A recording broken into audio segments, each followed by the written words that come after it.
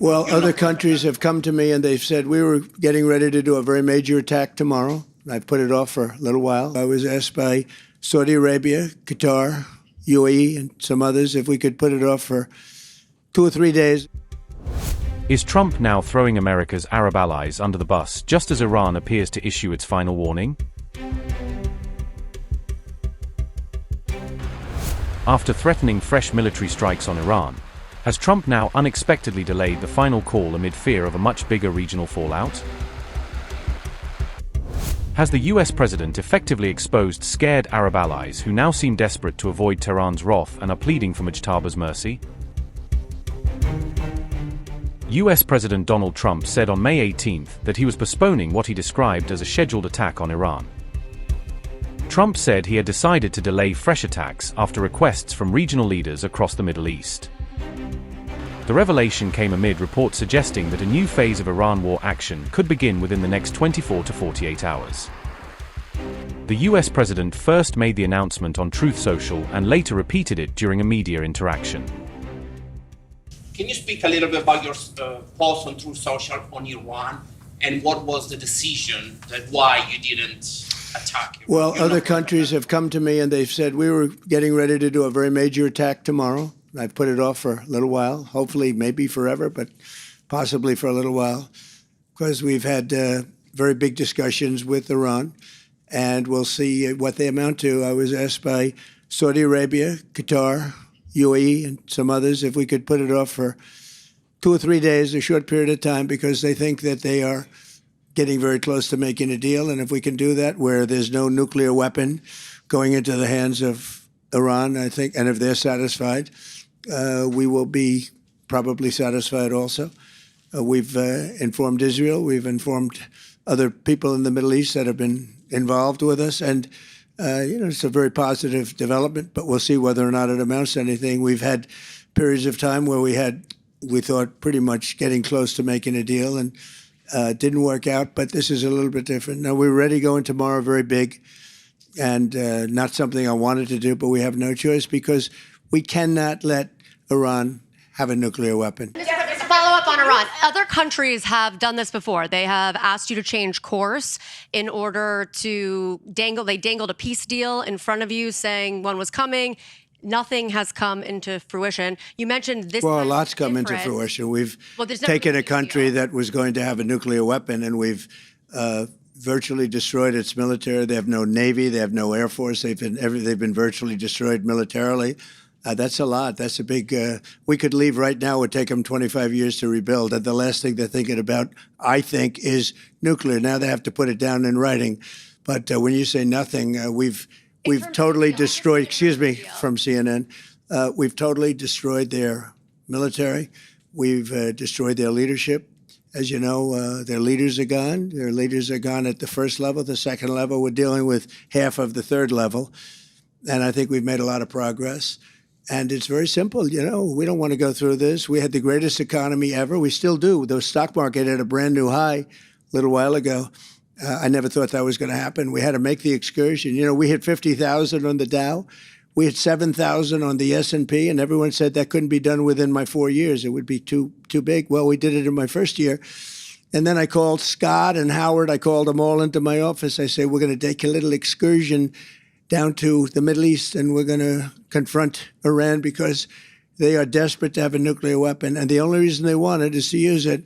And I said, I hate to do this because we're doing so well, but this is the most important thing we can do. We can't let Iran have a nuclear weapon. So we did that.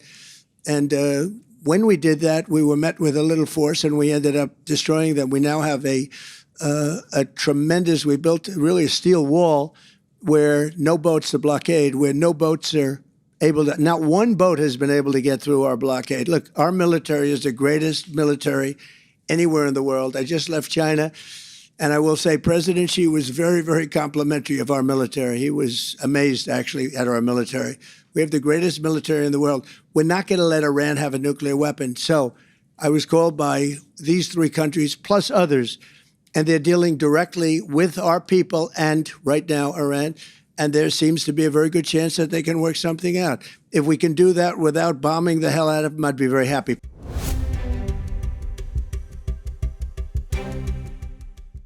A senior Iranian MP has reportedly warned the UAE against working too closely with the US and Israel. The former IRGC commander reportedly dismissed the UAE as lacking independent power, according to Iran International. Kausari said the UAE had only been able to act against Iran with backing from the US and Israel. Ismail Kausari said, and I quote, "If the UAE continues cooperating with the US and Israel against us, we will confront them more forcefully." Unquote.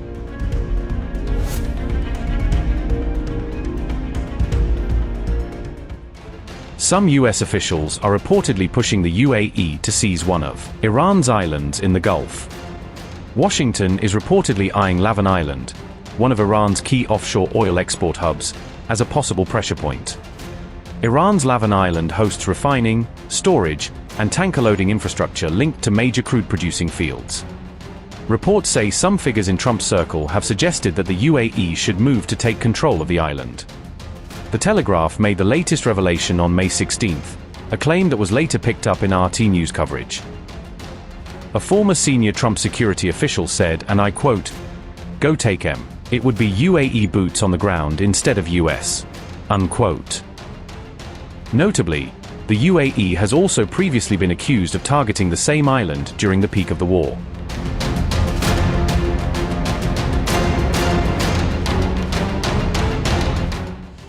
The UAE reportedly carried out direct military strikes on Iran without publicly acknowledging them, according to a Wall Street Journal report citing people familiar with the matter.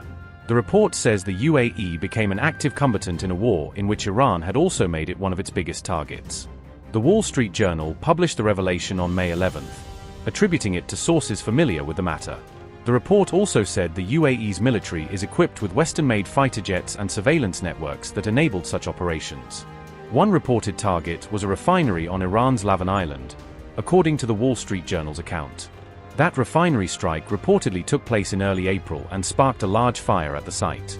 The damage reportedly knocked much of the refinery's capacity offline for months. Lavin Island sits in the Persian Gulf, making any strike there strategically and politically sensitive. H.A. Hellier said, and I quote, "The Emiratis made it clear early on that they didn't want this war, but it's also clear that since the first Iranian strikes on the UAE took place, Abu Dhabi's been quite transparent that they see the regional picture as having changed dramatically.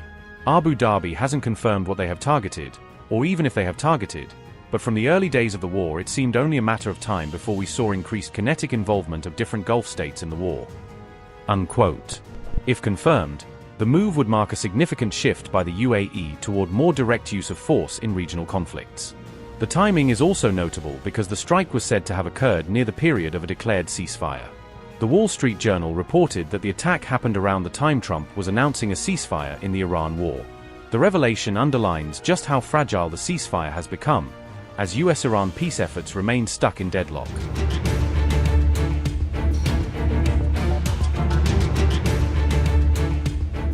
Saudi Arabia condemned a drone strike near a nuclear facility in the United Arab Emirates, warning that the incident could pose a broader regional security threat. The attack on May 17th reportedly targeted an electricity generator located outside the Barakah nuclear plant in Abu Dhabi.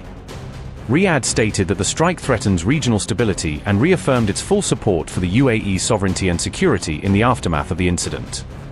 Saudi Arabia also categorically rejected the attack during diplomatic communication with the UAE, according to Iran International. UAE Deputy Prime Minister and Foreign Minister Abdullah bin Zayed Al Nahyan held a series of calls with regional counterparts to discuss the developments following the strike. Kuwait and Bahrain also condemned the incident, describing it as a dangerous escalation in an already tense regional environment. Kuwait said that targeting peaceful nuclear facilities violates international law and poses risks to civilian populations as well as the environment. Bahrain reiterated its solidarity with the UAE and praised the country's air defense systems for responding promptly to the perceived threat. Ahmed Abal-Gheit expressed relief after confirming that the fire resulting from the incident had been successfully contained. As Gulf countries expressed unified support for the UAE, Riyadh also reported drone incursions originating from what it described as Iraqi airspace.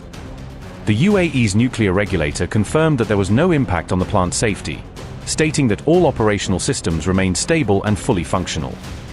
Authorities in the UAE have not yet identified the origin of the drone or the party responsible for carrying out the attack. The incident comes amid a fragile understanding between the United States and Iran, alongside ongoing efforts to reopen the Strait of Hormuz. Notably, this is not the first such incident involving the UAE since the April ceasefire, indicating continued underlying tensions in the region. On May 4th, a fire broke out at the Fujairah oil depot, which the UAE later attributed to a drone attack it said was carried out by Iran.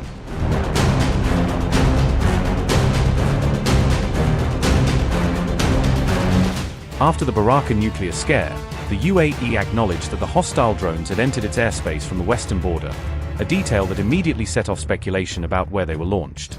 Abu Dhabi authorities said air defenses intercepted 2 unmanned aerial vehicles, while a third managed to reach an electrical generator facility linked to the Barakah complex and trigger a fire. The Emirati Defense Ministry stressed that investigations are still underway, signaling that, at least officially, they are not yet ready to attribute responsibility to any state or group. Officials have promised that more details will be released once the probe is completed, effectively asking both domestic and foreign audiences to hold off judgment for now. At the same time, the UAE underlined that its forces remain ready to respond to future security threats, framing the incident as serious but contained within its broader defense posture.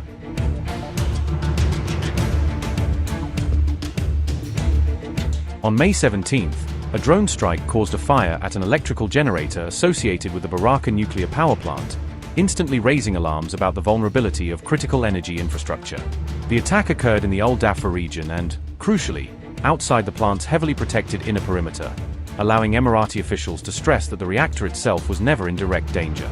Abu Dhabi's media office reported that no injuries were recorded and that radiological safety levels remained unchanged, seeking to calm fears of any nuclear leak or contamination.